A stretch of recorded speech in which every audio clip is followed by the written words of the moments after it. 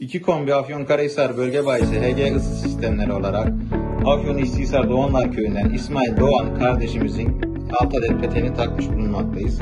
Hayırlı uğurlu olsun. Birinci peteğimiz şu anda 51 derecede arkadaşlar.